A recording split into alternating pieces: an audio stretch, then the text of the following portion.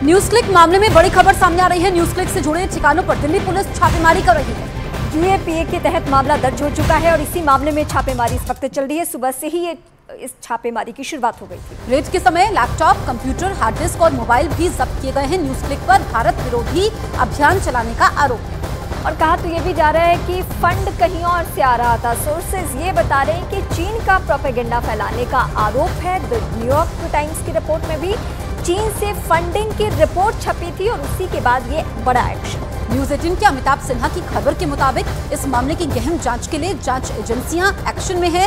जांच एजेंसियां electronic device के सबूतों से छेड़छाड़ रोकने में एक्शन ले रही हैं। यानी जितने भी इलेक्ट्रॉनिक डिवाइस लिए गए हैं, जिसमें लैपटॉप, मोबाइल फोन, उन सब से बहुत कुछ पता करना है, क्योंकि एक बाकायदा रिपोर्ट छपी थी कि भारत में कुछ ऐसे भी संस्थान हैं, ऐसे भी पत्रकार हैं जिनको विदेशों से फंडिंग हो रही है।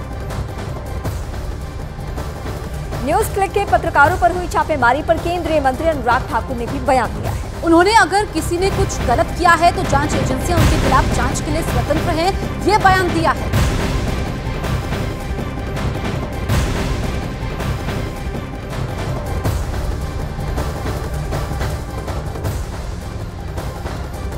देखिए, मुझे जस्टिफाई करने की जरूरत नहीं।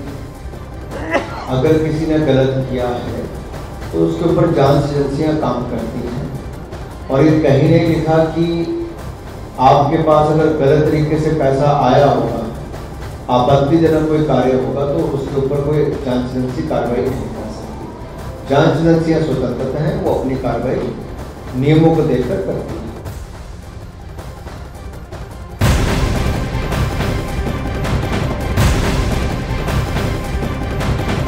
बिहार में जातीय जनगणना के मामले में इस वक्त की बड़ी खबर हम आपको बता दें। जातीय जनगणना का मामला अब देश की सर्वोच्च अदालत पहुंच चुका है। सुप्रीम कोर्ट में ये मामला पहले से ही था। सुप्रीम कोर्ट ने जो तारीख तय की थी वो थी 6 अक्टूबर, लेकिन अब सवाल ये उठ रहा है कि सुप्रीम कोर्ट में अभी सुनवाई कंप्लीट भी नहीं हुई और उससे पहले बिहार सरकार ने ये आंकड़ा जातीय जनगणना का जारी कर दिया।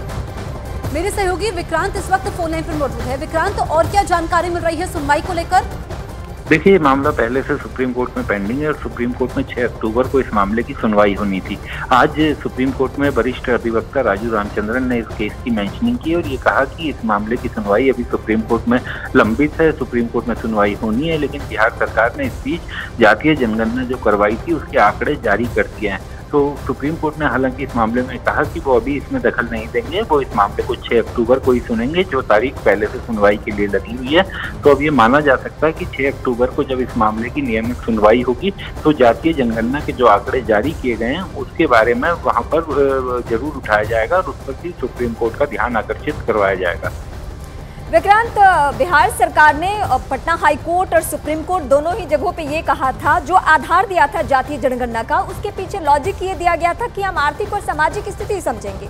लेकिन जो कल जनगणना जारी की गई है, जो रिपोर्ट जारी की गई है, उसमें कहीं भी ऐसा नहीं है, सिर्फ कास्ट को लेकर ही बातें हुई है। तो क्या ये मामला सुप्रीम कोर्ट के वकील भी इसको इस एंगल से उठा सकते हैं? देखिए, जब भी सुप्रीम कोर्ट में क्योंकि किसी तरह से कास्ट सेंसस करने पर या किसी तरह से उसके आंकड़े जारी करने पर कोई रोक नहीं लगी थी, ये बिहार सरकार का कहना है। और कोई भी आंकड़ा जब इकट्ठा किया जाता है तो जातीय जनगणना, बिहार सरकार की पीछे दलील यही थी कि एक बार जातीय जनगणना हो, उसी के आधार पर यह पता चलेगा कि किस जाति की किस क्या आबादी है और उसी अनुपात में फिर राज्य के विकास कार्यों को गति दी जा सकेगी।